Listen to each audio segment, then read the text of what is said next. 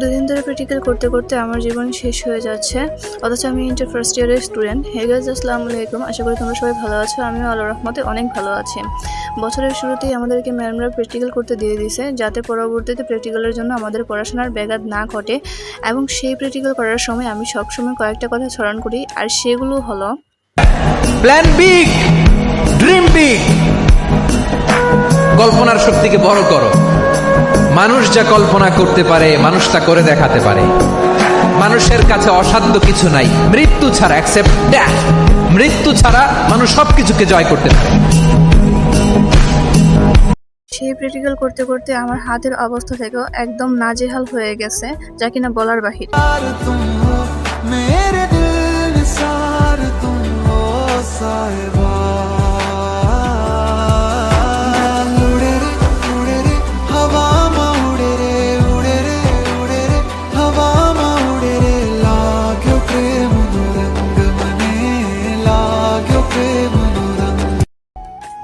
আমার একটু প্র্যাকটিক্যাল বাকি ছিল, সেই জন্য পরের দিন সকাল সকাল ভোরবেলা আমি ঘুম থেকে উঠে গেলাম এবং সকাল সকাল ঘুম থেকে উঠেই আমি আমার প্র্যাকটিক্যাল করতে শুরু করে দিয়েছিলাম, যাতে আমার প্র্যাকটিক্যালগুলো আমি এর মধ্যে শেষ করতে পারি এবং আজকের ভিতরে আমি আমার খাতা সাইন করাতে পারি।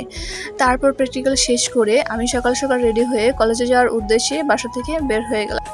বাসা থেকে বের হয়ে আমি একটা অটোতে উঠে কলেজে যাওয়ার জন্য রওনা হয়ে গেলাম। যেহেতু আমাদের ক্লাস ছিল 9:30-এ এবং আমাকে অনেকটা রাস্তা হেঁটে যেতে হতো, সেই জন্য আমি 9টাতেই বাড়ি থেকে বের হয়ে গিয়েছিলাম।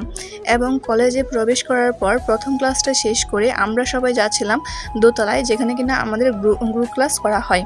যে যাই বলুক না কেন, আমাদের কলেজ কিন্তু অন্য সকল কলেজ থেকে আলাদা। আমাদের কলেজে কিন্তু প্রত্যেকটা স্টুডেন্টকেই সকল ক্লাস করতে হয় এবং গ্রুপ ক্লাস তো অবশ্যই করতে হয়।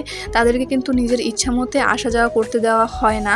অন্য সকল কলেজ থেকে আমাদের কলেজ অনেকটাই কড়াকড়। আমরা ক্লাস শেষ করে গিয়েছিলাম প্র্যাকটিক্যাল ক্লাস করার জন্য। তখন কিন্তু প্রায় সকল ক্লাসই শেষ হয়ে গিয়েছিল। আমাদের টিচারের সংকট, সেজন্য নাকি প্র্যাকটিক্যাল ক্লাস হবে না। তারপর বাইরের দিকে সাউন্ড হতে বাইরের দিকে গিয়ে দেখি মেয়েরা জড়ো হয়ে দাঁড়িয়ে আছে চলে যাওয়ার জন্য, অথচ দেখেন কর্মীরা কিন্তু তাদেরকে যাওয়ার জন্য দিচ্ছে না। তাহলে বুঝেন আমাদের কলেজ কতটা কড়াকড় এবং মেয়েদের জন্য কতটা সেফটি। তারপর শিক্ষক যখন অনুমতি দিল, তখন কর্মীরা সকল স্টুডেন্টদের ছেড়ে দিল এবং আমরাও প্র্যাকটিক্যাল ক্লাস শেষ করে বাড়িতে চলে আসলাম। এবং বাড়িতে এসেই দেখি আমার আম্মা আজকে বিরিয়ানি রান্না করেছে এবং সেই সাথে মুরগির গোস্ত এবং মাছের মুড়িখণ্ডও রান্না করেছে, যেটা কিনা আমার সবচেয়ে বেশি ভালো লাগে।